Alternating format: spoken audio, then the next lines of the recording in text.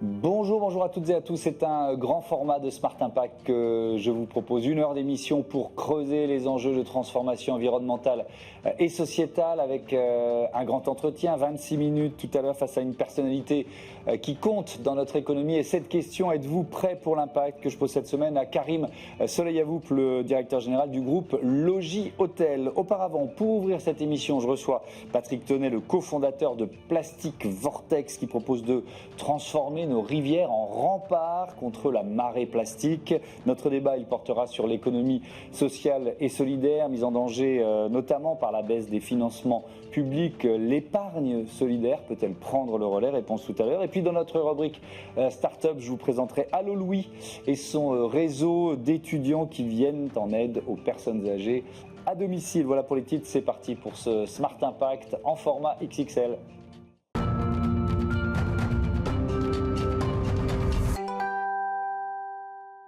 L'invité de Smart Impact, c'est Patrick Tonnet. Bonjour. Bonjour. Bienvenue, vous êtes le cofondateur de Plastic Vortex. C'est une entreprise que vous avez créée l'an dernier avec Alexis Eskenazi et Anthony Coulon. Et avec quelle idée? Je crois que c'est une idée qui remonte plusieurs années en arrière. Oui, tout à fait. Ça a démarré en fait en 2017 déjà.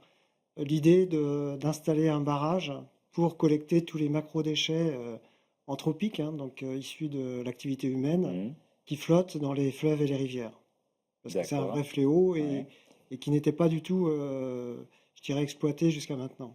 On va rentrer dans le détail évidemment, mais 2017, 2025, il se passe presque 8 ans. Ça veut dire quoi? Ça veut dire qu'il y a eu beaucoup de recherche et développement, que c'est simple d'avoir l'idée, enfin c'est déjà bien d'avoir l'idée, mais ensuite pas si simple à mettre en œuvre. Oui, c'est exactement ça. Passer de l'idée au projet, ça prend énormément de temps. C'est un projet qui était ambitieux. Durant ces différentes années, on a fait des prototypes pour voir justement comment se comportait les prototypes, le barrage dans la Garonne, puisque nous sommes basés à Toulouse. Et ensuite, il a fallu lever des fonds et monter une société. Auparavant, on avait une association. Donc, on a gagné quelques prix, on a eu quelques signes de reconnaissance. Mais encore une fois, pour passer au mode projet, il fallait avoir plus de capitaux et puis convaincre beaucoup d'interlocuteurs pour pouvoir créer la société. Oui, on va parler de ces interlocuteurs évidemment pendant notre entretien, mais il faut en venir à ce barrage. Donc, je crois que le premier doit être inauguré dans quelques semaines, au hasard à Toulouse. Alors, racontez-nous à quoi ça ressemble et comment ça marche. Alors, donc c'est un barrage qui est fixe, qui est fixé sur. Donc là, on est en aval de la concentration urbaine, de l'agglomération toulousaine, sous le pont de Blagnac, pour ceux qui connaissent, dans la Garonne. Et l'idée, c'est de pouvoir installer un dispositif qui va permettre de guider les déchets à partir d'une partie barrage flottant qui traverse en diagonale la Garonne, de la rive droite vers la rive gauche, là où se trouve le cœur du système de collecte des déchets. Et en fait, c'est une innovation, puisqu'il y a un brevet qui a été développé sur le sujet. En fait, l'idée, c'est que le système de collecte permet de récupérer les déchets qui ont été guidés par le barrage flottant pour ensuite être automatiquement remontés via un convoyeur de 12 mètres de long sur la berge, là où se trouve une benne qui a été spécialement designée par nos équipes, afin de collecter les déchets sur la berge et non pas dans l'eau comme c'est le cas en général. Il y a une problématique, c'est celle du transport, de ce qui se passe sur un fleuve. C'est-à-dire que comment vous faites pour ne pas gêner les péniches, les bateaux qui utilisent la Garonne quotidiennement? Tout à fait. Alors, il s'avère que là où on est installé, la voie est non navigable. D'accord. Donc, à Toulouse, donc on peut installer un barrage complet avec ce système de barrage flottant qui va traverser la Garonne. En fait, on laisse passer quelques mètres pour les kayaks et les canoës, mais sinon, comme elle n'est non navigable, ça nous permet d'optimiser en fait le dispositif. Mais est-ce que ça veut dire que vous êtes obligé de trouver à chaque fois un espace non navigable pour poser le vortex? Alors non, parce qu'en fait, ce qui se passe, c'est que c'est vraiment à chaque fois du sur-mesure. Là, il s'avère que la Garonne fait 150 mètres de large. Donc, on a mis en place ce qu'on appelle le Vortex 150. On a déjà prévu d'installer 30 autres barrages en France à des endroits stratégiques. Et dans certains cas, ce sont soit des Vortex Little, donc avec des systèmes qui sont sur des largeurs de fleuves ou de rivières plus petites, ou alors on a prévu aussi d'installer des Vortex 300 300 VN. VN comme voie navigable.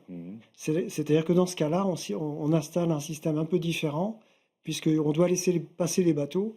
Par exemple, si on prend le cas de Bordeaux, la Garonne est de 450 mètres de large. Ça veut donc dire, et il y a des bateaux qui passent, donc ça veut dire qu'on a un autre système qui permet par palier de collecter les déchets. D'accord. Vortex, j'aurais pu commencer par là, ça veut dire quoi? C'est quoi un vortex? C'est l'image du vortex qui va permettre de collecter de façon automatisée, sous forme de spirale, mais l'ensemble des déchets. C'est quoi, un aspirateur en spirale, normalement? Voilà, exact. Enfin, si vous voulez, sauf que dans notre cas, c'est le courant qui va faire ce fonctionnement en vortex.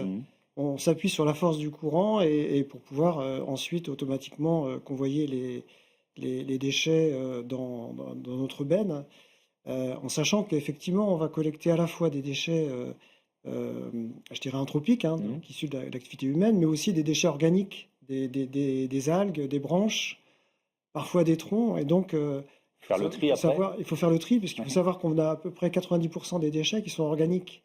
Donc nous, on a un travail de tri à faire sur la berge pour rejeter dans la Garonne des déchets organiques et conserver uniquement les déchets pollués.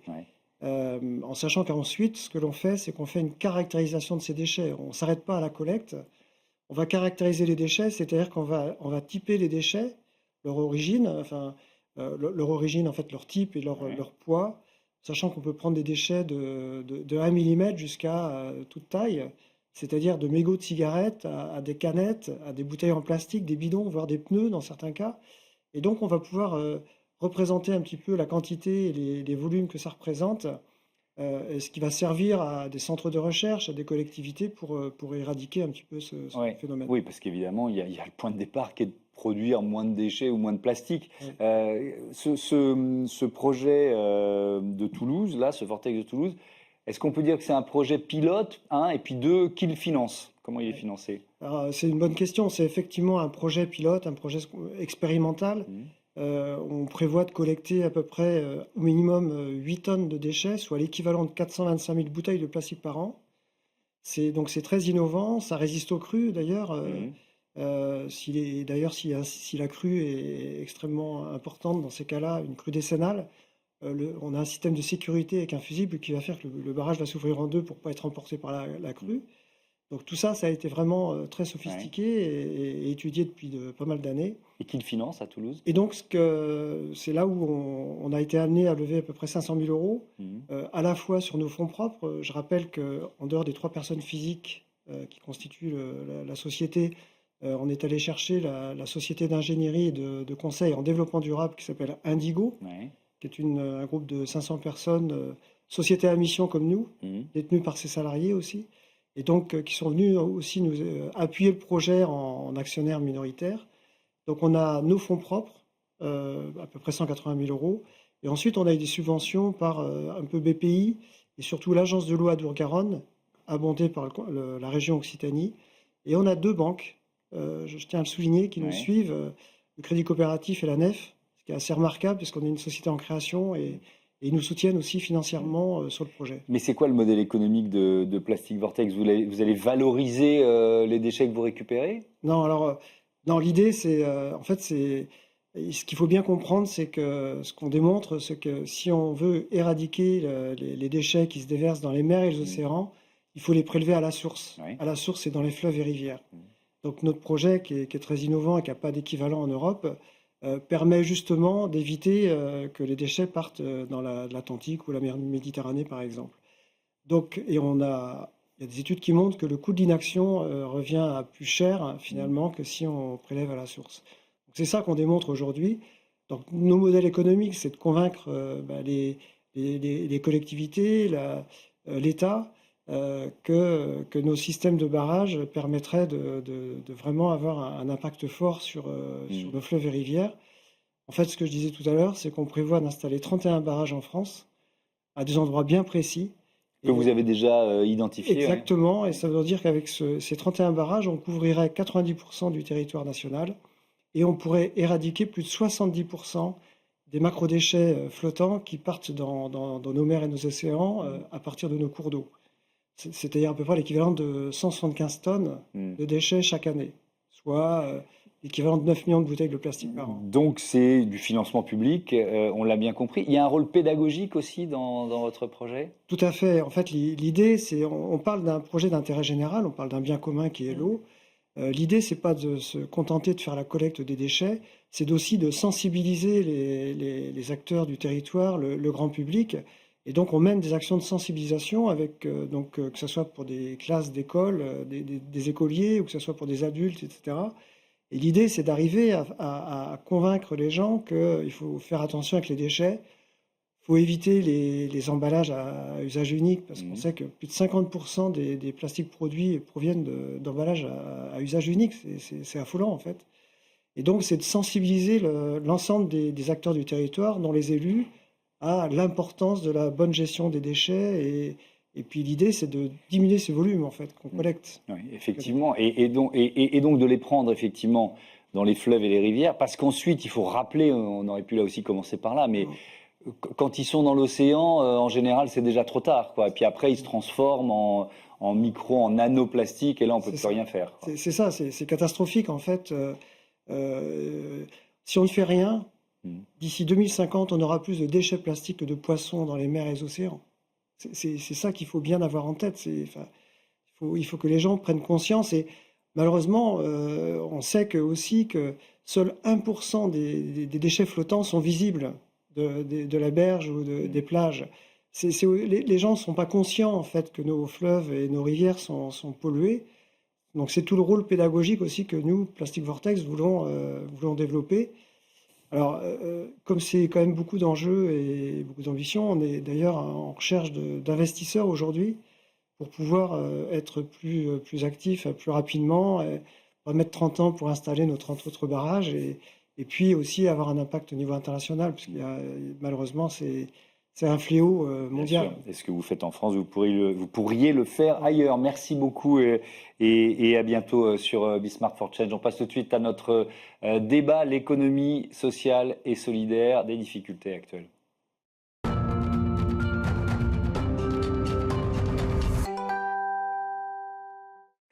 C'est le débat de ce Smart Impact. On parle de l'économie sociale et solidaire avec Denis de Menton. Bonjour. Bonjour. Bienvenue, vous êtes le directeur général de France Active. Et Guillaume Ballas, bonjour, délégué général du réseau Envie. Quelques minutes pour présenter vos activités respectives. France Active, Denis de Menton. C'est un réseau de finances solidaires. On est présent sur tout le territoire national.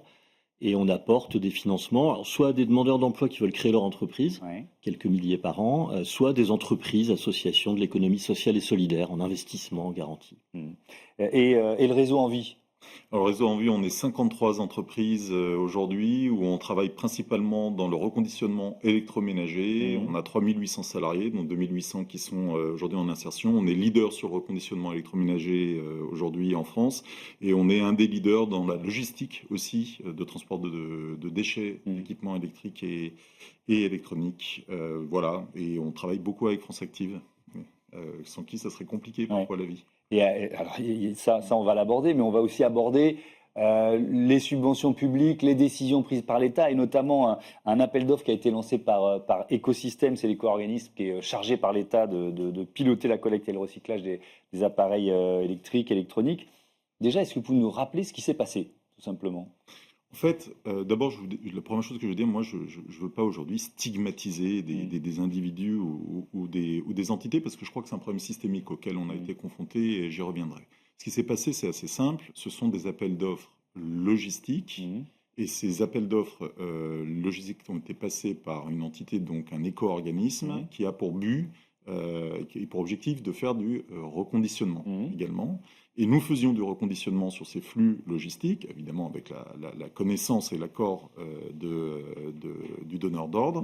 Et ce donneur d'ordre a décidé que nous étions trop chers parce que nous faisions du reconditionnement et a pris un prestataire qui ne fait pas de reconditionnement. Voilà. Donc vous perdez un certain nombre de marchés. Voilà, parce que nous faisions du reconditionnement. Sauf que la loi AGEC, si je ne me trompe, anti-gaspi économie circulaire, elle prévoit qu'il y ait un reconditionnement. Alors, la loi AGEC prévoit qu'il y a une hiérarchie des modes de traitement. C'est-à-dire qu'on privilégie toujours la réparation sur le reconditionnement sur le recyclage. Voilà. Et donc toute la question aujourd'hui, elle est bien là. c'est est-ce que nous mettons en œuvre ou pas la loi AGEC, comment est pilotée la loi AGEC, et comme partout, qui a le pouvoir à la fin de décider. Et nous, aujourd'hui, nous pensons chez Envie que le problème, c'est la manière dont ces filières de responsabilité élargie des producteurs sont gouvernées. Il y a eu un choix qui a été de dire ce sont les producteurs de neuf qui doivent aujourd'hui composer les conseils d'administration de ces entités. Pourquoi ? Parce que c'est eux qui payent l'éco-participation. En fait, ce n'est pas eux qui payent l'éco-participation, c'est nous qui payons l'éco-participation. Et donc, ce qu'on demande aujourd'hui, c'est une vraie réflexion pour qu'il y ait une pluralité dans la gouvernance. C'est-à-dire que ces gouvernances ne puissent pas être uniquement le fait des entreprises de neuf. J'insiste sur une chose, pourquoi ? Parce qu'eux peuvent avoir aussi des difficultés économiques. Et quand ils ont des difficultés économiques, ils vont serrer sur quoi ? Eh bien, ils vont serrer sur le reconditionnement, bien évidemment, et on peut les comprendre. Donc, on ne peut pas les laisser seuls aujourd'hui dans ces gouvernements. Denis Dumenton, quelle leçon vous tirez de cette histoire ? Et puis, j'ai une question qui est beaucoup plus générale sur on va dire, l'état de santé, comment se porte l'économie sociale et solidaire aujourd'hui en France. Alors, l'économie sociale et solidaire est composée d'entreprises, de petites entreprises pour la plupart, sont beaucoup des PME, voire des TPE, associatives certaines, coopératives, peu importe. Donc elles n'échappent pas, par exemple, à ce qui vient de te montrer avec Envie, c'est-à-dire des effets de marché, des effets de régulation du marché. Et donc, par construction, quand l'économie est un peu en difficulté, elles subissent les mêmes difficultés. Montée des coûts de l'énergie, appel d'offres manqués, etc. Donc on a déjà un tissu qui est un petit peu fragilisé par un contexte économique. Et puis on a une crise des finances publiques, il ne m'appartient pas de commenter ici, avec donc des choix qui sont faits, qui sont un peu plus serrés, un peu plus restreints. Et tout réseau associatif aujourd'hui, qui est en lien avec des politiques publiques, va donc avoir en plus ce type de difficultés avec des collectivités, l'État qui à un moment donné dit moi j'aimerais bien mais je peux pas plus, etc. Donc vous voyez une baisse des subventions publiques très claire depuis quand d'ailleurs ? On le voit, alors pas sur tous les secteurs, pas sur tous les territoires, mais globalement on a un certain nombre d'études qu'on a faites sur des échantillons chez nous, le mouvement associatif en a fait, qui montre que un tiers des associations, ça date d'il y a quelques mois, disent avoir des vraies difficultés de trésorerie. Les 2 tiers disent avoir réellement des contraintes sur leurs subventions. Et donc, on a une fragilisation de ce tissu qui est déjà par nature un petit peu fragile. Donc là, on le voit très sérieusement. Ça veut dire chez nous, premier trimestre 2025, 20% des demandes de financement sont formulées par des structures que nous, on considère en difficulté. C'était plutôt, on sait faire, on sait apporter des réponses, mais c'est plutôt d'habitude 9-10%. Oui, donc il y a un vrai phénomène en cours. Est-ce que je reviens à ce cas d'école. Est-ce que ça veut dire qu'il faut que vous soyez protégé d'une certaine façon parce que l'économie sociale et solidaire est particulière ? En fait, beaucoup d'entreprises privées lucratives sont très protégées dans ce pays. Par exemple, Envie a un taux de subvention publique qui est autour de 12 à 15%. Nous avons nettement moins de subventions publiques aujourd'hui que des grandes entreprises privées, notamment automobiles, par exemple. Donc, la question n'est pas d'être plus protégé que les autres. La question est qu'est-ce que veut la France en termes de projet aujourd'hui, par exemple, sur les questions sociales, d'une part, et sur les questions de transition écologique. Sur les questions sociales, on fait de l'insertion par l'activité économique. Il vaut mieux qu'on existe ou il vaut mieux que ces gens-là aillent au chômage ? Sur les questions, par exemple, d'intégration des migrants, il vaut mieux que ces gens-là travaillent ou il vaut mieux aujourd'hui les laisser dans la rue sans travail ? C'est pour ça qu'il faut faire très attention, parce qu'à l'idée que nous coûtons cher, en fait, on va coûter beaucoup plus cher à la société française en n'étant pas là. Et c'est pour ça que les réflexions à court terme, j'allais dire en termes financiers, doivent quand même être réfléchies, j'allais dire, sur plusieurs années. Qu'est-ce qui s'est passé ? Parce que vous avez alerté l'opinion sur un risque de voir disparaître 1 millier d'emplois à la suite de cet appel d'offres, Qu'est-ce qui s'est passé ? Vous avez été entendu ? Ces emplois sont toujours menacés ou pas ? Non, on n'a absolument pas été entendu. Et aujourd'hui, ces emplois sont tout autant menacés puisque notre donneur d'ordre, donc Écosystème, dit qu'eux-mêmes ont des difficultés économiques et qu'ils n'ont pas de marge de manœuvre. La question qui se pose, ça se réglera d'une manière ou d'une autre, et notamment peut-être juridiquement, mais le sujet, au-delà de ça, il est de bien réfléchir à la manière dont on veut ou pas faire la transition écologique et sociale dans ce pays. Et j'y reviens, ça coûtera nettement moins cher si jamais il n'y a pas des entreprises comme nous. Après, à nous, et là, on a des efforts à faire aussi pour s'adapter à cette nouvelle situation, bien évidemment. C'était la question que j'allais vous poser, je vais revenir vers vous après. Est-ce qu'il faut modifier, adapter finalement le modèle économique de l'économie sociale et solidaire pour faire face à un système plus concurrentiel ou à une nouvelle donne? Encore une fois, les entreprises, l'économie sociale et solidaire, ce sont des PME, des TPE. Donc, comme toute PME, TPE, elles doivent réfléchir en permanence à l'adaptation, à anticiper au maximum. Et puis, quand on ne peut pas anticiper, à réparer le plus vite possible. Nous, c'est ça qu'on a envie de faire là, dans le contexte dans lequel on est, avec des réseaux comme Envie, comme celui des entreprises d'insertion, comme d'autres réseaux d'associations culturelles ou autres. C'est finalement de se dire, bon, on a une donne qui change autour. On a des éléments de diagnostic et de fragilité. Comment est-ce que, déjà, on s'assure qu'on a face à nous des dirigeants qui ont bien compris quel était le problème, hein, c'est pas uniquement de dire, faut revenir à ce qui était avant, c'est de se dire, c'est quoi l'avenir. Et donc, ça, c'est de la prise de conscience des dirigeants. Ça prend un peu de temps. Puis après, il faut réfléchir. Donc, on va essayer de donner du temps. Et puis derrière, pour transformer un modèle, faut un peu d'argent et il faut réinvestir. Et donc, c'est là qu'on arrive avec nos instruments de finance solidaire, sur la base d'un constat de réflexion sur ce que peut devenir le modèle, peut-être un peu de mutualisation entre plusieurs associations. Fusion, ça peut exister. Finalement, arrêter quelque chose qui marche plus très bien parce que ça a été conçu il y a 20 ans pour le remplacer par quelque chose qui correspond mieux aux attentes. C'est des vraies réflexions d'entreprise. Mais ça demande de l'investissement et du temps. Et on parlera de l'épargne solidaire, ce sera notre dernier chapitre. Mais votre avis sur cette évolution du modèle de l'ESS avec une difficulté, c'est-à-dire se transformer sans renier ce qui est la base, c'est-à-dire cet engagement des entreprises ou des associations de l'économie sociale et solidaire. La loi anti-gaspillage et économie circulaire en 2020, c'était il faut multiplier par 5, et c'était la demande de l'État, le nombre de produits reconditionnés en France. Bon, visiblement, ils ne sont plus là-dessus. Voilà. Et nous, on s'est engagé pleinement. On a investi beaucoup. On a créé 14 unités de production nouvelles.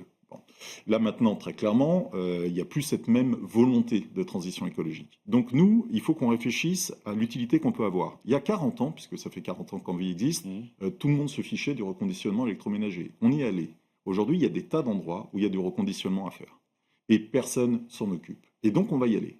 Et on va aller, et on est déjà allé, on a déjà créé 2 unités sur les panneaux solaires photovoltaïques. On va aller sur les pompes à chaleur.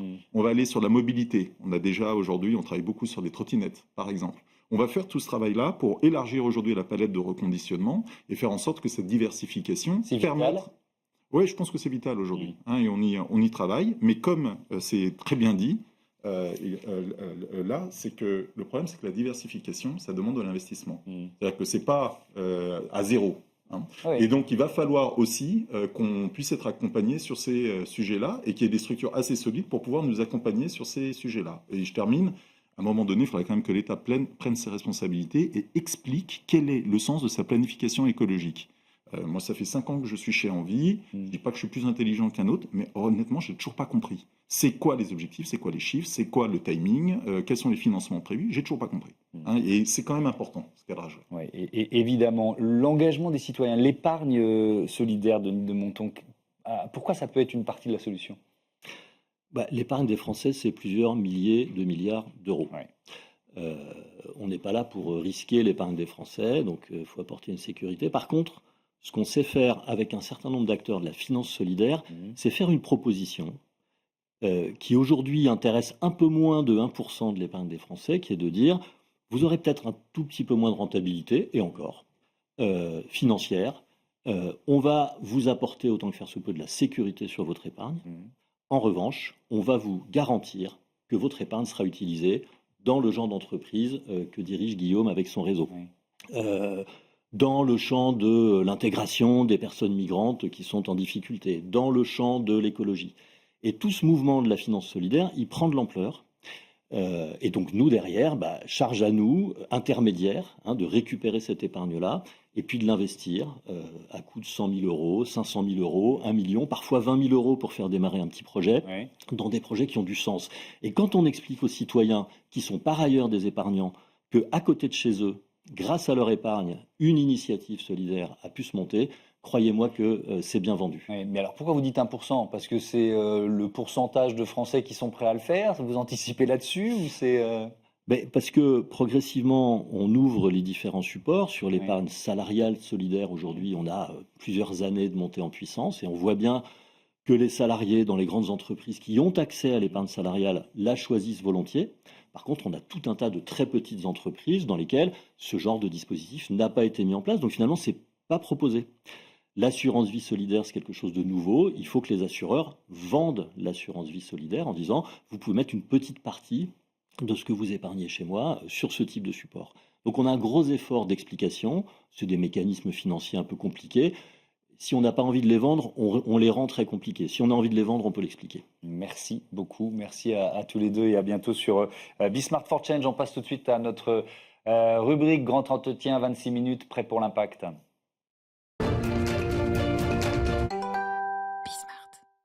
Êtes-vous prêt pour l'impact? C'est la question que je pose chaque semaine à une personnalité qui compte dans notre économie. Et aujourd'hui, je reçois Karim Solayavoub. Bonjour. Bonjour Thomas. Bienvenue, vous êtes le directeur général du groupe Logis Hôtel. Tiens, je démarre avec une question que je pose souvent à mes invités dans cette rubrique. Ça veut dire quoi pour vous, impact? Le sens du mot impact dans un métier comme le vôtre?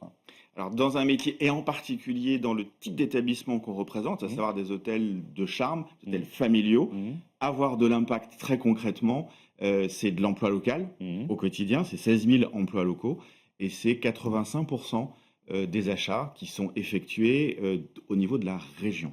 Donc c'est ça. Donc c'est déjà le côté écosystème sur les local. territoires. D'accord. Exactement. Et ça, c'est pour nous un enjeu majeur. Et puis plus globalement, quand on représente 16% de l'hôtellerie française, c'est des enjeux qui sont lourds, qui pèsent, et sur lesquels on doit, nous, engager le changement, en tous les cas la transition environnementale, sociale et bien sûr sociétale. 16% de l'hôtellerie française, c'est-à-dire quand vous prenez des décisions en matière de réduction de l'impact, impact carbone, etc., c'est tout le métier qui en profite. Et d'ailleurs, en février dernier, vous avez lancé un nouvel indicateur RSE qui est dédié à la restauration. De quoi il s'agit? Alors, on avait lancé en 2022 Act Eco, qui était un indicateur... Vous étiez venu en parler d'ailleurs dans notre émission. Absolument. Donc aujourd'hui, c'est donc un indicateur Act Eco qui est un indicateur d'engagement, mais plutôt sur la dimension hôtellerie. Aujourd'hui, on a 1400 établissements qui ont renseigné cet indicateur. On est à peu près à 8,5 sur 10 en termes de notes, ce qui montre déjà un véritable engagement. On a fait en 2023 le bilan carbone du groupe Logis Hôtel. Alors qu'on s'attendait intuitivement à avoir un impact sur l'énergie, à avoir un impact sur la blanchisserie, en réalité 43% de l'émission des gaz à effet de serre, c'est ce qu'il y a dans l'assiette. C'est le contenu de l'assiette. Notamment, on parlera des protéines animales par exemple. On va en parler, Et donc, pour engager les restaurateurs, là aussi, dans le changement, pour faire ces premiers pas, on a lancé en début d'année l'indicateur Act Eco, mais cette fois-ci pour le volet restaurant, contenu des enjeux. Et on a déjà 600 restaurants qui ont rempli l'indicateur. On a une note un peu inférieure, puisqu'on est à 7,6 sur 10 en moyenne, ce qui prouve bien qu'il y a non seulement un vrai sujet factuel, mais aussi un sujet d'engagement des restaurateurs. Parce que c'est à ça que sert l'indicateur aussi, d'abord à s'évaluer et ensuite à se voir progresser, c'est ça? Exactement, c'est surtout engager les premiers pas. En réalité, pour un chef d'entreprise, souvent on a l'impression que c'est très difficile et que ça va coûter beaucoup d'argent. Et les premiers pas sont les pas les plus difficiles. Vous avez ensuite des labels environnementaux qui ont pignon sur rue, qui ont une notoriété, qui ont une crédibilité. Notre enjeu, ce n'est pas de les concurrencer. Notre enjeu, c'est d'amener les hôteliers et les restaurateurs vers ces labels environnementaux qui, eux, sont reconnus. Mais nous, c'est engager les premiers pas et une démarche d'amélioration continue. Avec ces chiffres que vous donnez sur l'impact de la restauration, effectivement, si les 1400 restaurants du groupe effectuaient une réduction des protéines animales de 30 grammes, c'est pas énorme, hein, on estime que 15 milliards de litres d'eau, 44 000 tonnes d'équivalent CO2 seraient économisées chaque année. Donc vous avez modélisé ça et vous êtes en train de le faire, c'est ce que je comprends, de réduire la part des protéines animales. Exactement. En 2019, on avait supprimé toutes les savonnettes emballées dans des sachets plastiques. Aujourd'hui, l'évolution, la transition, qui est d'ailleurs demandée par les clients, parce que les clients qui viennent veulent une cuisine un peu plus végétale. Elle doit rester roborative parce qu'on se fait plaisir quand on vient au restaurant, il ne faut jamais l'oublier. Mais il y a un sujet, également de la demande de la part des clients qui veulent réduire la part de protéines animales. Et donc nous, l'enjeu, c'est de dire, c'est pas tout ou rien, c'est comment on réduit intelligemment les grammages pour changer le contenu de l'assiette vers une transition de la cuisine. Mais ça veut dire que ce serait trop violent, pardon de vous interrompre, de passer à un tout végétal, par exemple, dans l'offre clientèle, ça passerait par quoi? Pour certains clients, ça aurait du sens. Pour nous, ça n'a pas de sens. Si on veut aller vers une transition, c'est embarquer tout le monde. Bien sûr, il y a l'impact carbone, mais il y a aussi l'impact social, on en a parlé tout à l'heure. Là, on a un impact social sur les éleveurs. Donc, il faut qu'on travaille avec les filières d'éleveurs pour avoir une viande encore de meilleure qualité, pourquoi pas bio, et que la baisse de grammage, donc de volume, puisse être compensée par une augmentation du prix parce que qualité de la viande. Et quand vous baissez le grammage de protéines dans une assiette, vous facilitez la digestion, donc à long terme, la santé de la population. C'est là qu'on vient chercher le sociétal. Ce que j'entends dans ce que vous me dites, c'est que vous essayez de le faire finalement en douceur et presque sans que les clients s'en rendent vraiment compte? Ou est-ce que vous l'affichez quand même? Ou est-ce que vous affichez le fait de vouloir réduire quand même la part de protéines animales? On l'affiche, on explique et on fait cette pédagogie puisque l'enjeu, c'est de le tester au restaurant. Souvent d'ailleurs, nos restaurants, on parlait d'impact tout à l'heure, c'est le bon restaurant du coin. Donc on aime bien venir au restaurant et pas simplement à l'hôtel.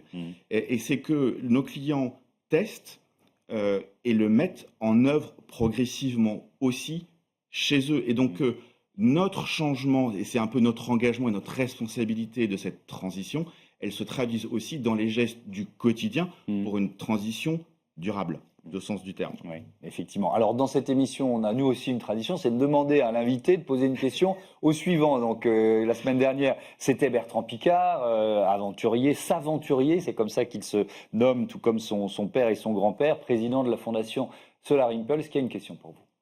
Bonjour Karim, vous dirigez Logis Hôtel. Moi, ce qui m'intéresserait beaucoup, c'est de savoir quelles sont les solutions écologiques que vous mettez déjà en place dans votre entreprise, qui seront au bénéfice de tous vos clients, mais qui seront aussi au bénéfice de l'environnement. Quelles sont les solutions qui vous permettent d'augmenter votre bénéfice tout en protégeant l'environnement? Et alors là, on retrouve ce qui est l'obsession presque de Bertrand Piccard, c'est-à-dire de faire émerger des entreprises qui soient à la fois rentables et avec un impact positif sur la société. Donc c'est ça la question. Est-ce que les solutions que vous mettez en place, parce que vous parliez de coûts, elles sont aussi rentables? Elles doivent l'être. Et c'est aussi une des clés de l'acceptation de cette transition et de ces changements. Très concrètement, pour répondre à Bertrand Piccard, on a mis en place, il y a maintenant à peu près 3 ans, un concept de blanchisserie interne. L'idée est que, d'abord, on ne transporte plus du linge propre ou du linge sale, et qu'on réduise également très fortement l'impact. Donc c'est un équivalent pour un hôtel de 20 chambres, 5 tonnes d'équivalent CO2 par an, parce que notamment les draps ne sont plus montés à très haute température. C'est à ce moment-là qu'il y a la consommation maximale d'énergie. Donc ça, on divise à peu près par 2 le coût en blanchissant, en nettoyant nos draps en interne, draps et linge éponge en interne, plutôt que par une blanchisserie externe. Donc il y a bien la dimension économique. Ça vous coûte moins cher. Ça nous coûte moins cher. Même s'il a fallu investir pour avoir des blanchisseries. Il y a bien sûr l'investissement. Bien sûr, il y a l'investissement qu'on peut aussi avoir en location. Si on n'a pas les moyens de l'investissement, on peut le travailler en location. Mais ce qui est, alors c'est très important, c'est à la fois économique, c'est écologique, mais il y a un vrai sujet aussi qu'il ne faut jamais oublier dans notre démarche à nous. Elle est écologique, elle est aussi sociale au sens de amélioration de la qualité de vie au travail des équipes d'étage. Par exemple, quand vous avez de la blanchisserie, vous avez des sacs, des ballots de linge qu'il faut transporter. Donc on demande à nos femmes de ménage de porter des ballots de linge qui pèsent en gros entre 35 et 40 kilos. Quand vous mettez en place la blanchisserie interne, c'est terminé. Quand vous mettez en place la blanchisserie interne, l'amélioration là aussi de l'expérience client, vous avez du linge qui est lavé un peu comme à la maison, donc qui est beaucoup moins rêche au toucher. Donc on améliore aussi le confort du client dans son sommeil. On va regarder quelques chiffres clés du groupe Logis Hôtel. Il y a 6 marques, il y a plus de 2000 établissements qui sont répartis dans 8 pays et un chiffre d'affaires annoncé en 2024 de 265 millions d'euros. Plus de 2000 établissements répartis dans 8 pays. C'est autant de chefs d'entreprise, enfin c'est-à-dire il y en a certains que vous avez en propre, mais peut-être aucun en propre. 100% des établissements sont des propriétés de familles. Donc il faut les convaincre de faire ces investissements. Tout à fait.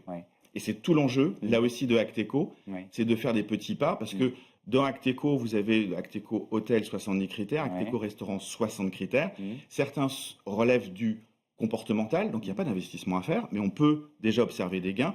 D'autres relèvent, on vient de le voir, de l'investissement. On peut aussi donner l'exemple de je remplace le piano à gaz en Vario Cooking Center, qui est grosse plancha, on va le dire, hein, les chefs m'en voudront pas, mais du coup vous décarbonez là aussi.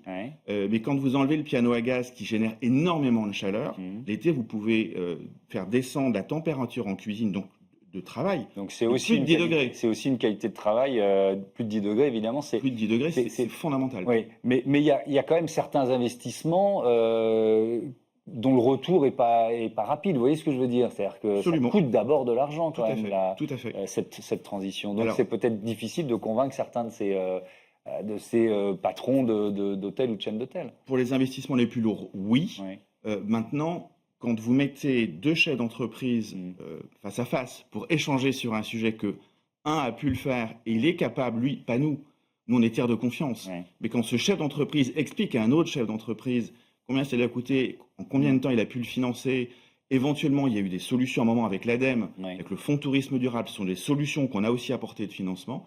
Mais un chef d'entreprise qui sait qu'il aura un retour sur investissement à court, moyen ou long terme, j'ai aucun doute sur le fait qu'il le fasse. Et puis encore une fois, vous êtes sur des chefs d'entreprise qui sont ancrés dans leur territoire et qui doivent défendre l'emploi local, leurs entreprises, mais aussi leurs responsabilités sociales et sociétales localement. Est-ce que le groupe prend une part de ces investissements en charge ou pas du tout? Non. C'est pas votre modèle économique? Non, c'est pas du tout le modèle. Nous, on accompagne des propriétaires dans leur projet d'entreprise. C'est pour ça qu'on n'a que des indépendants.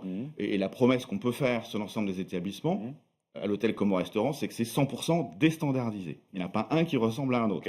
Et nous, on les accompagne dans le cadre de leur projet. On peut leur trouver des solutions.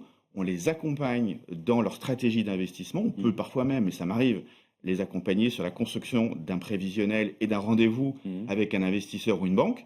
Ça, on peut le faire pour rassurer aussi l'ensemble des parties prenantes, mais on ne prend pas en charge ces investissements. En revanche, on éclaire les dirigeants sur le chemin qu'ils peuvent parcourir. Alors, vous avez parlé de la suppression des savonnettes individuelles. Ça représente combien de tonnes d'emballage économisées Je n'ai plus le nombre exact, mais c'était colossal. Et fondamentalement, on a plein de solutions pour recycler les savonnettes, etc. Mais le vrai déchet qui ne nous coûte pas, c'est celui qu'on ne fabrique pas. Il ne faut jamais oublier ça. Par quoi vous les avez remplacés? Par ce qu'on appelle des smart care, donc le truc de système d'éco-pompe. On pompe, oui, ça. Exactement. On en voit dans pas mal d'hôtels. Exactement, ce qui permet à la fois de réduire vos déchets plastiques, évidemment, et de réduire la consommation également. Et donc là, vous retrouvez, pour répondre à Bertrand Piccard, une solution qui est économique, puisqu'il y a moins de consommation de gel douche, de shampoing, et donc ça coûte moins cher dans les charges d'exploitation. Alors, vous nous avez dit que vous aviez identifié finalement l'alimentation comme un levier important. Ensuite, il y a quand même, j'imagine, l'eau, l'électricité. Qu'est-ce que vous avez mis en place là? L'énergie, c'est le deuxième poste. L'énergie, donc 29% d'émissions de gaz à effet de serre. Et donc là, on a travaillé énormément sur l'énergie, donc calorifugage des réseaux d'eau chaude sanitaire, isolation par l'extérieur aussi. Et puis, on en a parlé tout à l'heure, des solutions de blanchisserie, en cuisine, de changer les outils de travail finalement pour réduire cette consommation d'énergie. Est-ce que ça suppose de former, alors à la fois les directeurs d'établissement, mais aussi le personnel? C'est-à-dire qu'est-ce que ça dépend d'eux pour que les solutions que vous imaginez ensemble soient efficaces? Complètement. Si on reprend la restauration, pour accompagner la mise en place de Acteco Restaurant et de ses bonnes pratiques, on a édité le guide de la restauration durable. Ce guide, c'est à peu près 80 fiches détachables pour que chaque collaborateur, chacun à son poste, en salle, en cuisine, etc., puisse se l'approprier. Donc c'est un type de formation finalement, avec des fiches de bonnes pratiques. Et donc l'enjeu, il pèse sur les équipes, il pèse sur le manager, mais dans le changement des pratiques au quotidien pour mieux recycler, pour réduire le nombre de déchets, changer les recettes, etc. Et tout ça, c'est un travail véritablement d'équipe. Et c'est d'abord les salariés qui impulsent le changement. Ils l'impulsent parce que c'est aussi leur choix, parce que plus de sens, plus d'éthique, de venir dans cette entreprise plutôt qu'une autre. On va parler de ce que les clients attendent et de la façon de les embarquer finalement dans un projet comme celui-là. Déjà, c'est combien de clients chaque année dans vos établissements? Alors, Au global, on a 1,3 milliard de chiffre d'affaires, à peu près 50% en hébergement, 50% en restauration, donc ça fait énormément de clients. Quand on parle des avis, on parle de 122 000 avis déposés, et vous savez que tous les clients ne déposent pas des avis. Ouais. Avec une croissance, je crois, j'ai regardé ça en préparant l'émission, assez forte depuis le début de cette année 2025, qui est portée par quel type de vacances, quel type de touristes? Alors ça doit être assez varié quand on a 2000 établissements, mais... Alors, j'ai énormément de chance. On a un produit, on en a parlé, un produit déstandardisé, hôtellerie de charme, restauration de qualité, avec un chef en cuisine, des achats qui sont faits localement. Donc on a un produit en fait qui séduit énormément. Et donc on fait bien sûr plein de choses sur la communication. On est bien sûr très très performant, très très bon. La réalité, c'est que les clients aiment notre produit. Et c'est ce qui explique les 20% de croissance qu'on a depuis le début de l'année, qui sont des chiffres... Moi-même, j'ai parfois du mal à y croire, mais on a aujourd'hui ce produit qui séduit les anciennes générations et les plus jeunes générations, qui viennent chercher une expérience client, qui viennent chercher une restauration qui est, encore une fois, base de produits locaux, qui est faite maison. Mais c'est ça qui explique la croissance. Comment vous les différenciez, vos marques? Il y a 6 marques différentes. 2 marques sur le premium. Les marques premium, il y en a une qui est très patrimoniale, Demeure et Château, une qui est plutôt contemporain en 4 et 5 étoiles, Singulier Hôtel. Une marque lifestyle, urban style, une marque qui est plutôt simple, on pourrait l'appeler économique, même s'il y a de très beaux établissements qui s'appellent Site Hôtel, et puis une marque où on mêle joyeusement l'hôtellerie et la restauration, la marque historique qui est la marque Logis Hôtel.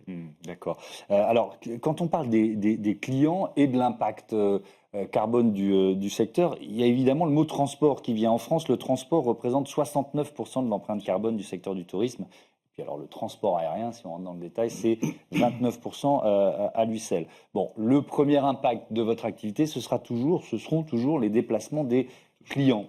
Est-ce que c'est possible de les réduire? C'est-à-dire que, voilà, quel levier vous pouvez activer? Parce que là, ça ne dépend plus directement de vous. Alors, effectivement, ça dépend plus directement de nous, et c'est vraiment là, pour le coup, le changement des comportements de l'ensemble des clients. Pour autant, on est probablement un des premiers réseaux de bornes électriques, et très tôt, on a incité là aussi nos hôteliers, comme le Wi-Fi, à investir dans des bornes électriques pour développer l'usage du véhicule électrique.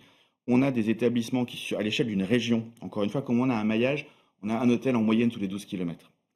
Donc, compte tenu de ce maillage, on peut développer des parcours en vélo, par exemple, et développer des pratiques douces. Et c'est l'hôtelier, lui, qui va amener les bagages en fait, de l'ensemble du groupe d'un hôtel à un autre.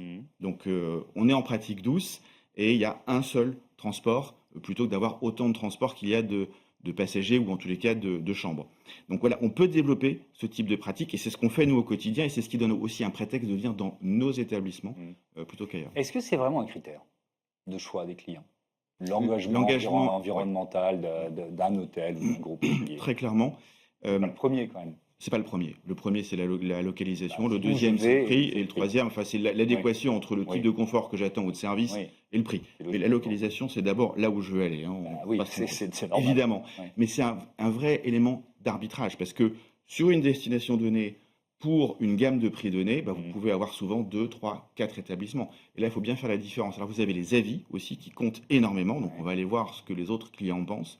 Mais l'engagement, et encore une fois, cette dimension frais, fait maison, avec un chef en cuisine quand on parle de la restauration, c'est déterminant dans le choix.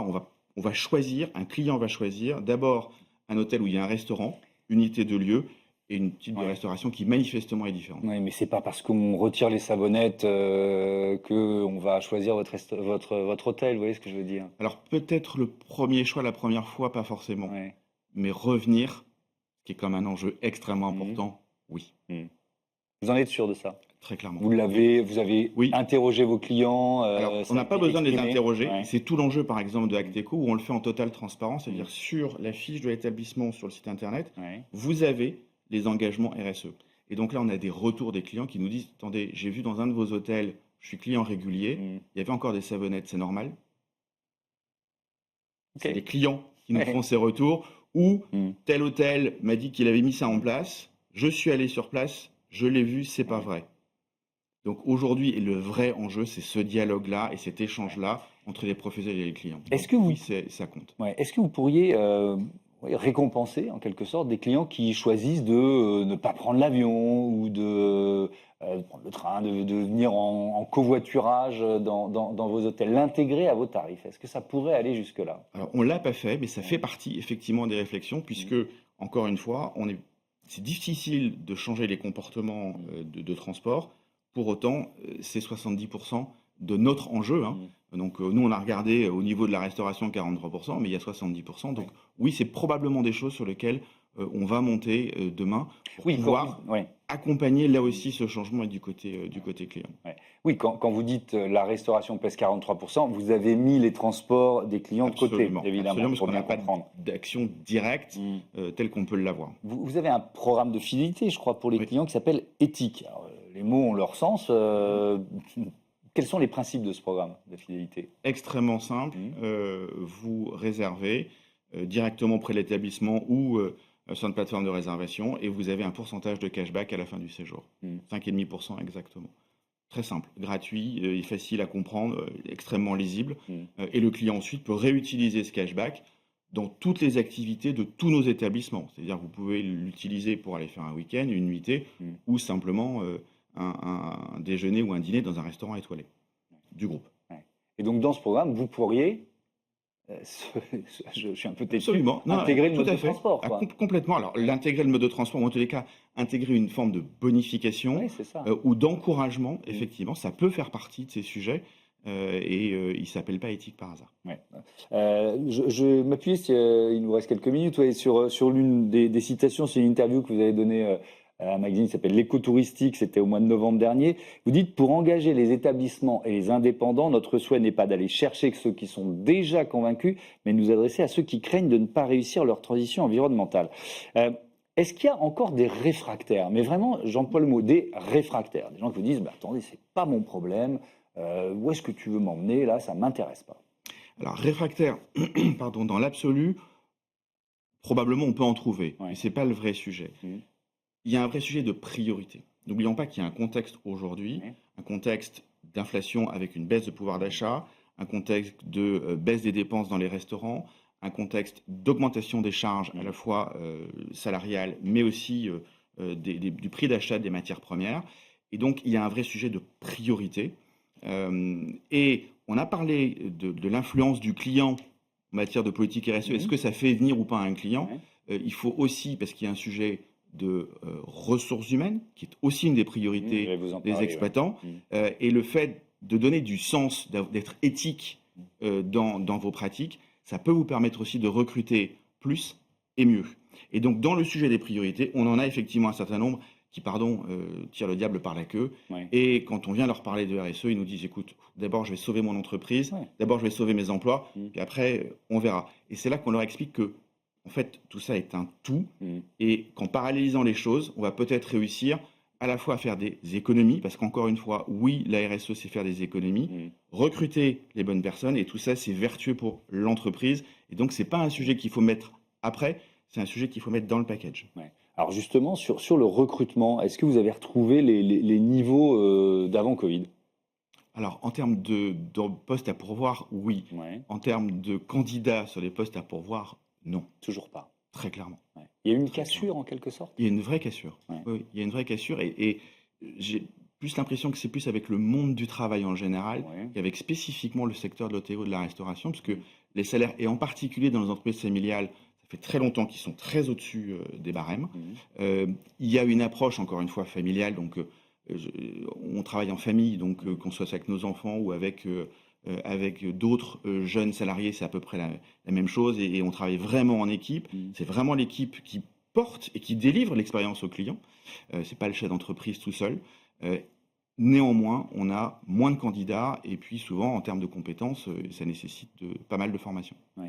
Et là encore, la question que je posais pour les clients, elle vaut pour les salariés ou les futurs salariés. L'engagement RSE de tel ou tel hôtel, est-ce que ça joue vraiment? Je pense que les premières questions qui sont posées, c'est quand même le salaire, les conditions de travail, les jours de repos, etc. etc. Bien sûr.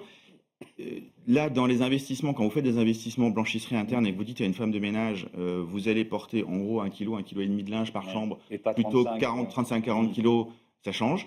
Quand vous expliquez à quelqu'un qui va travailler en cuisine que non seulement il va travailler avec 10 degrés de moins en plein été, mais en plus que parce que c'est beaucoup plus rapide à nettoyer qu'un piano à gaz, eh bien, il va pouvoir partir 1 heure ou 1 heure et demie plus tôt après le service au moment de la coupure.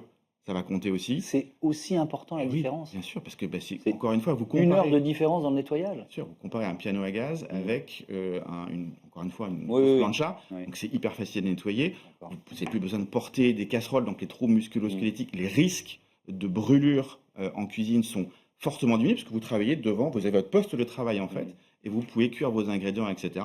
Vous le nettoyez. Il y a un système d'écoulement direct, et donc vous gagnez énormément de temps, énormément de confort. Donc ça fait une vraie différence entre un restaurant ou un hôtel A et un hôtel et restaurant B, bien sûr. Dernier thème, il y a une dimension patrimoniale aussi dans certains de vos établissements, notamment avec la marque Demeures et Châteaux. Alors, ça vous donne des obligations d'une certaine façon ou pas forcément? Oui, en termes de concept et d'accompagnement. Très clairement, quand vous allez dans un demeure et château, on est sur ce qu'on appelle l'histoire vivante. Ça peut être l'histoire d'un lieu ou l'histoire d'une famille. Vous voyez que la notion de famille est très présente chez nous. Donc oui, ça nous donne des obligations en termes de positionnement, en termes d'expérience délivrée. Et là aussi, on n'accompagne pas un propriétaire demeure et château comme on va accompagner un hôtelier-restaurateur logis hôtel ou un hôtelier urban style. Donc oui, ça a des engagements pour nous dans le projet qui est fondamentalement différent. À la fois dans l'accueil du client, dans la rénovation du patrimoine, avec là des enjeux, encore une fois, de RSE. On va appréhender le calorifugage ou les enjeux d'énergie différemment entre un demeure et château et un établissement plus classique. Dernière question très générale, la France, elle est toujours aussi attractive? On se prépare à un été avec beaucoup de touristes? En tous les cas, chez nous, il sera record pour la 7e année consécutive, je peux déjà vous le dire, avec une proportion de clientèle internationale beaucoup plus élevée que d'habitude. Et ça, je suis convaincu que ce sont les excellentes retombées des Jeux Olympiques et de l'image merveilleuse qu'on a donnée à la destination l'année dernière. Et donc, nous, en tous les cas, que ce soit sur nos marques premium, c'est un peu plus vrai sur le premium, mais sur l'ensemble de nos marques, oui, on se prépare à une croissance de l'ordre entre 15 et 20% sur l'été, et avec des clients internationaux environ entre plus 10 et plus 15 points par rapport à d'habitude. Super, merci beaucoup Karim Solayavoub et à bientôt sur Bismart for Change. On passe tout de suite à notre rubrique Startup.